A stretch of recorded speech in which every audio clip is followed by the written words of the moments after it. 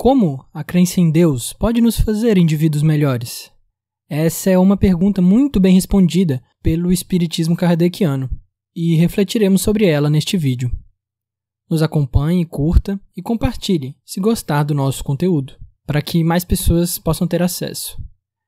Este vídeo é direcionado para os espíritas que desejam praticar a filosofia espírita como modo de vida.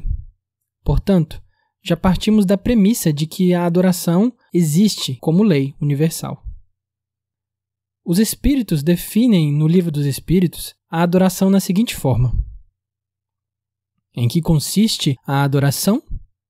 Na elevação do pensamento a Deus. Deste, pela adoração, aproxima o homem, sua alma. Essa aproximação da alma humana de Deus está em crise no mundo moderno. Até mesmo muitas religiões de massa transformaram Deus em um Deus da prosperidade material e as virtudes morais e intelectuais humanas como falsas ou desnecessárias, sendo apenas a salvação pela fé, a salvação real. O materialismo também ora nega a existência da moral, ora a coloca como separada da ideia de Deus. Essa separação entre moral e Deus, ocorrida tanto em religiões como no materialismo, pode afastar a nossa alma de Deus e reduzir toda a moral a regras de etiqueta, sociais e econômicas. Como dirá o personagem Mitya, do romance de Dostoiévski, comentando as crenças do personagem materialista Rakitin: que fazer se Deus não existe? Rakitin tem razão de pretender que é uma ideia forjada pela humanidade? Neste caso, o homem seria o rei da Terra, do universo. Muito bem. Somente como será ele virtuoso sem Deus? Pergunto a mim mesmo. Com efeito, a quem amará o homem então? A vida é fácil para Rakitin.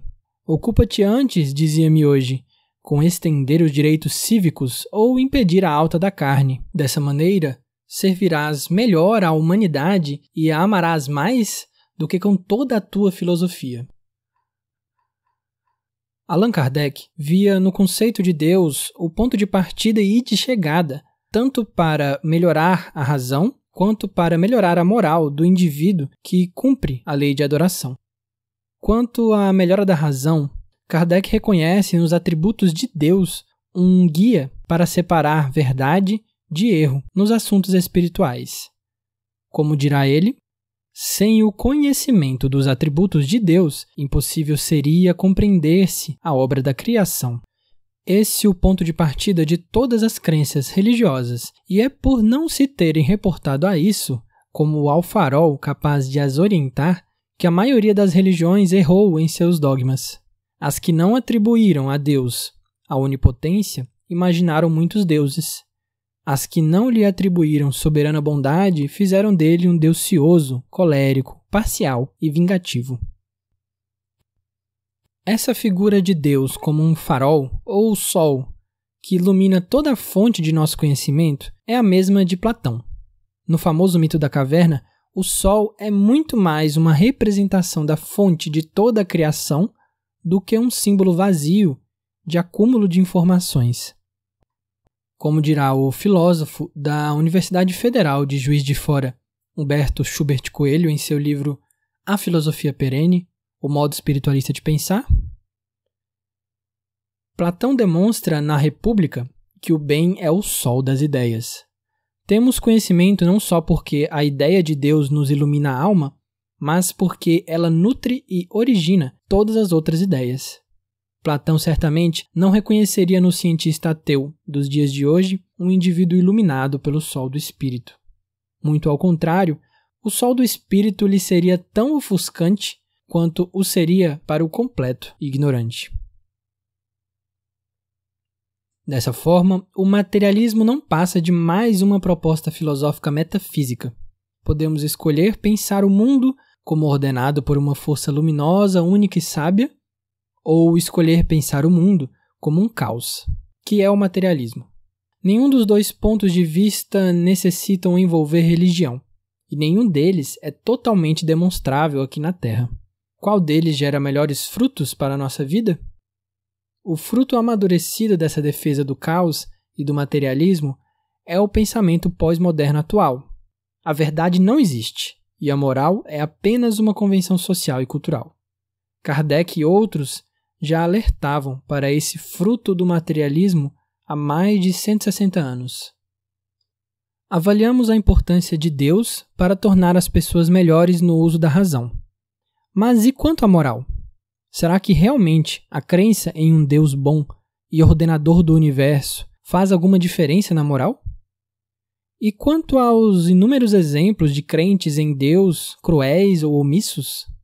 Allan Kardec obterá a seguinte resposta do Ensino dos Espíritos.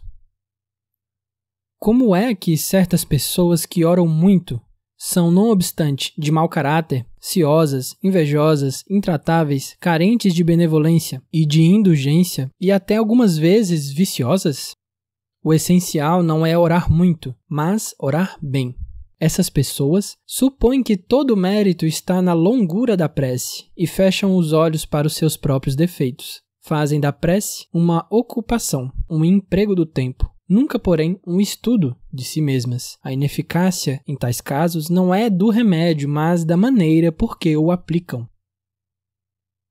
Dessa resposta, depreendemos que, para Kardec e os espíritos, a oração e a contemplação são instrumentos de autoconhecimento, desde que não distraídas por práticas exteriores.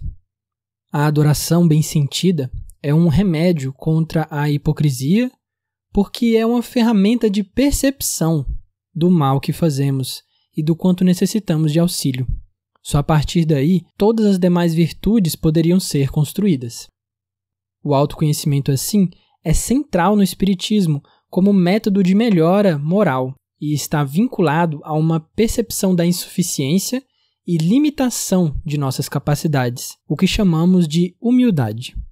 Como também mostrará essa questão do Livro dos Espíritos, origina-se de um sentimento inato à adoração ou é fruto de um ensino?